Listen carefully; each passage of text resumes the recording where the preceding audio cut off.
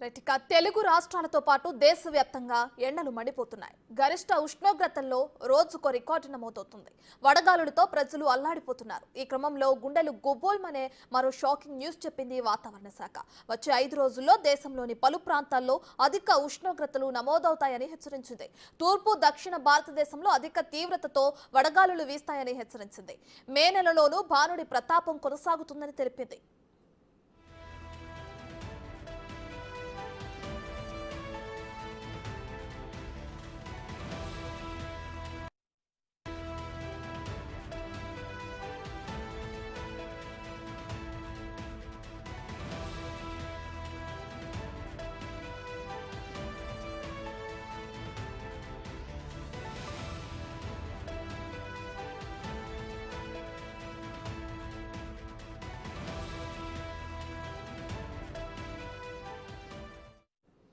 Right ఇదే అంశానికి సంబంధించి మరింత సమాచారాన్ని మా ప్రతినిధి అంజుమా అందిస్తారు. రైట్ అంజుమా, ఇప్పటికే చూసుకుంటే తెలుగు రాష్ట్రాల్లో పాటు దేశవ్యాప్తంగా కూడా ఎండల ఉష్ణోగ్రత పెరుగుతుంది అని చెప్పేటు వాతావరణ శాఖ కూడా చెప్పడం మనం చూస్తూనే ఉన్నాం. ఇప్పటికి ఇంకా మే వచ్చిన మొదటి వారంలోనే ఈ విధంగా ఎండ తీవ్రత కూడా నమోదవుతుంది. దీనికి సంబంధించిన డీటెయిల్స్ ఏ విధంగా ఉన్నాయి అంజుమా? ఎస్ రత్న, ఉదయం 7 గంటల నుంచే బాణుడు ప్రతాపం చూపిస్తున్నాడు. ఇటు హైదరాబాద్తో పాటు తెలంగాణ రాష్ట్ర వ్యాప్తంగా, అదేవిధంగా 2 తెలుగు రాష్ట్రాల్లో కూడా సూర్యుడి తాపానికి ప్రజలందరూ కూడా ఉక్కిరి బిక్కిరి అవుతున్నారు. ఒక తెలంగాణ రాష్ట్రంలోనే గడిచిన ఈ 10 రోజులలో మనం చూసుకుంటే దాదాపు 20 మంది ఎండ దెబ్బ తగిలి మృత్యువాత పడినటువంటి సందర్భాలు కూడా ఉన్నాయి. ప్రస్తుతం మనం చూసుకున్నట్లయితే కూడా తెలంగాణ రాష్ట్ర వ్యాప్తంగా 43 నుంచి 46 డిగ్రీల అత్యధిక ఉష్ణోగ్రతలు కూడా మనకు నమోదవుతున్నాయి. ఇక నిన్న మనం చూసుకున్నట్లయితే పెద్దపల్లిలో 46.7 డిగ్రీల అధిక ఉష్ణోగ్రతలు కూడా మనకు నమోదయ్యాయి.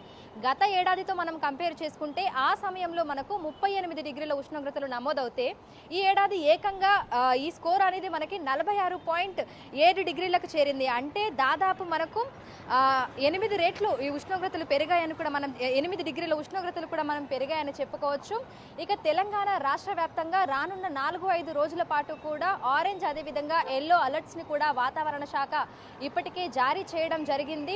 అదేవిధంగా వడగాల్పుల నేపథ్యంలో కూడా దాదాపు 18 జిల్లాలకు ఎల్లో అదేవిధంగా ఆరెంజ్ అలర్ట్ కూడా ఇవ్వడం జరిగింది. తెల్లవారుజాము నుంచే మనకి అధిక ఉక్కపోత అనేది ఉంటుంది. ఇక 7 గంటలకే సూర్యుడు వచ్చేస్తున్నాడు.